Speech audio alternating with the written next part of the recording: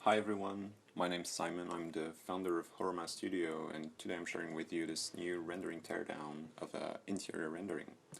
So, as you can see, like, the overall image is of really good texture. I mean, the level of detail is really interesting, and all the texturing, like especially on the couch and the little pillows here, is nice. So there's not much to say in terms of like the actual modeling. I think it's yeah, it's a good render.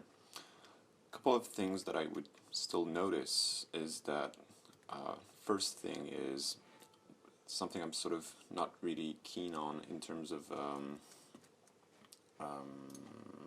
image, basically, is when you have some sort of stuff like this that are cut or cropped too early. So I would either like just have it completely or just remove it. So basically we would end up with something like this, which I think is a little bit better. Or maybe you could actually maybe keep that lamp, but this tiny square light stuff thing here is not really necessary. So that's one part of it.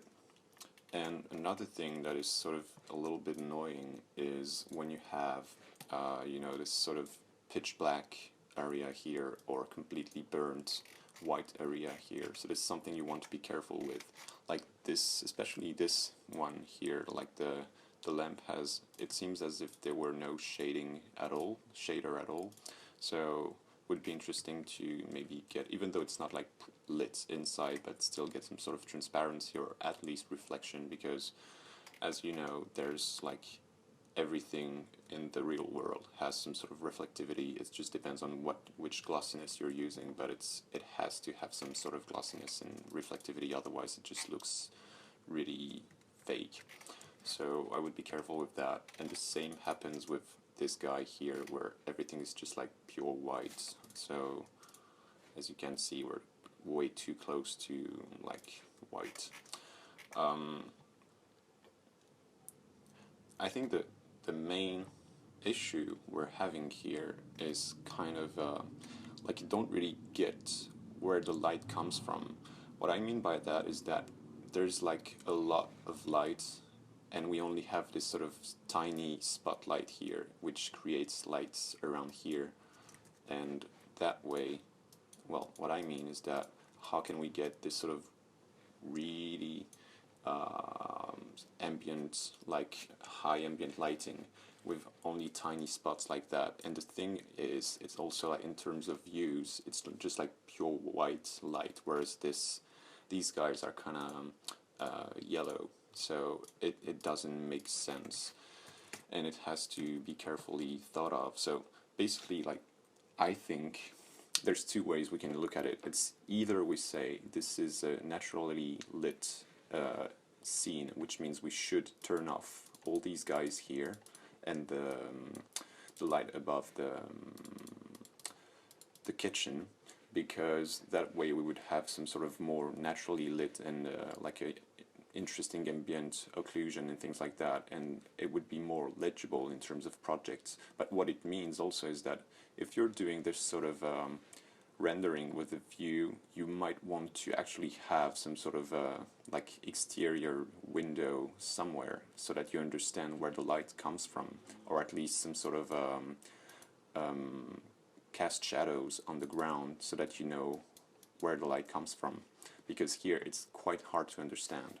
The other way you could look at it is to say this is only like a night render and this is artificially lit, which means this, like this sort of area where everything is way too bright, we would have to get rid of it. So what you can do is just increase the contrast, because when you look at it that way, it's just like way too bright. So if you increase the contrast by just using a level adjustment layer and you sort of decrease the mid-gray area, you can see that the contrast between the artificial light and the artificial light bouncing back is way more like there's more of a discrepancy, so that you actually understand that this is like dark, which is what would happen if it was lit properly, I mean just artificially.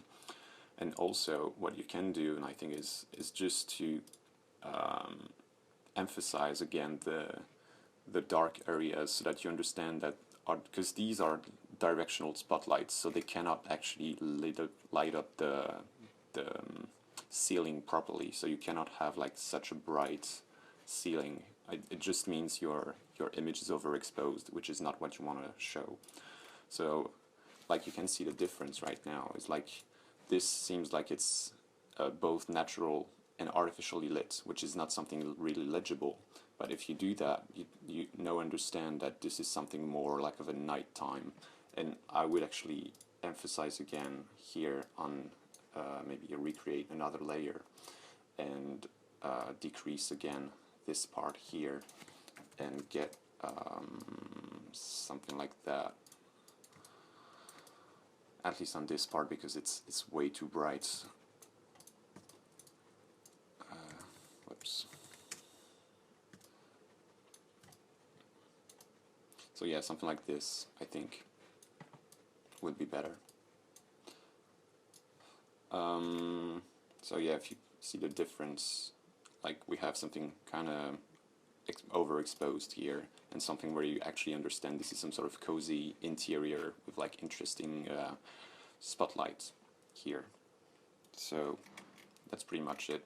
The other thing I could say is there's like the glare effect here. I think it's rendered, but still there's some sort of like there's no variations in which some, like you see it looks exactly the same every time, which is sort of annoying, because it feels as if it were some sort of a brush shape that you were using and using the exact same one on all the spotlights, which is not how it works, like how light diffracts and etc. So this is something you might want to be careful with.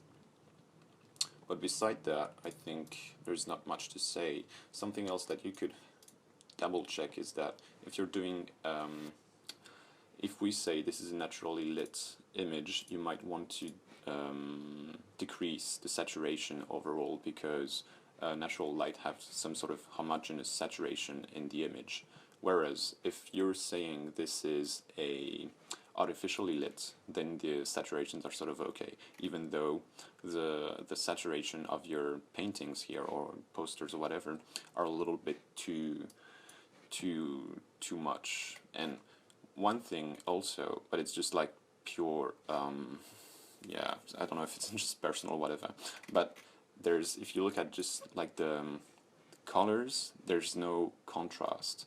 Basically there's some sort of rules you would want to follow, which sort of claims that you need at least 2 or 3 different hues in your image, and as you can see here, everything is exactly the same hue. This is sort of bluish, but still, since it's so desaturated and lit up by these spotlights, it ends up being the same hues as these guys here. So maybe it's just a matter of having like a bright red painting or bright blue or bright green, I don't know, but just have something that sort of changes or contrasts with the rest of the image, because everything otherwise is a little bit too dull. So that's something you might want to be wary of. But beside that, it's a really good rendering, so I don't have much other things to say. But as you can see, it's just like it's really different, but it's just contrast, but it just really make a difference in how you actually understand the lighting in the images. So I think that's it, and yeah, hopefully you sort of agree with me and learn some stuff in this video, and feel free to comment and give me some feedback on what I said. That would be really interesting for me as well. So yeah, cheers guys, see you.